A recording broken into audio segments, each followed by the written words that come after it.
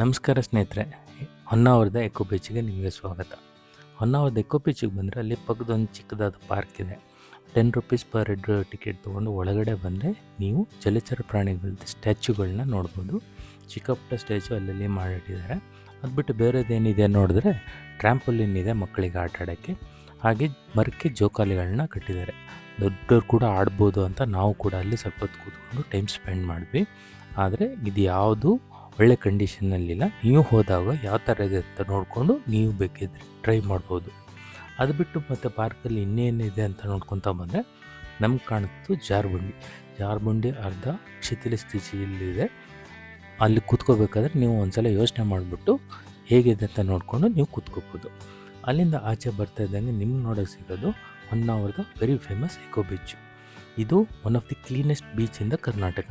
ಹೌದು ಸ್ನೇಹಿತರೆ, ಇದು ಕ್ಲೀನೆಸ್ಟ್ ಬೀಚ್ ಅಂತ ಇದಕ್ಕೆ ಅವಾರ್ಡ್ ಕೂಡ ಬಂದಿದೆ. ಹಾಗೆ ಇದು ತುಂಬ ಫೇಮಸ್ ಇದೆ. ನೀವು ಹೊನ್ನಾವರ ಅಥವಾ ಉತ್ತರ ಕನ್ನಡ ಕಡೆ ಯಾರಾದರೂ ಟ್ರಿಪ್ಪಿಗೆ ಬಂದರೆ ಅವ್ರಿಗೆ ಕೇಳಿದ್ರೆ eco beach must visit place. ನೀವೇನಾದರೂ ಈ ಕಡೆ ಬರೆದ್ರೆ ಇಲ್ಲಿ ವಿಸಿಟ್ ಮಾಡಲೇಬೇಕು. ಯಾಕಂದರೆ ಇದು ತುಂಬ ಕ್ಲೀನಾಗಿದೆ, ಪ್ರಶಾಂತವಾಗಿದೆ. ಹಾಗೆ ತುಂಬ ದೊಡ್ಡ ಬೀಚ್ ಕೂಡ ಹೌದು. ವಾಕಿಂಗ್ ಮಾಡೋಕ್ಕೆ ಎಲ್ಲದಕ್ಕೂ ತುಂಬ ಚೆನ್ನಾಗಿದೆ.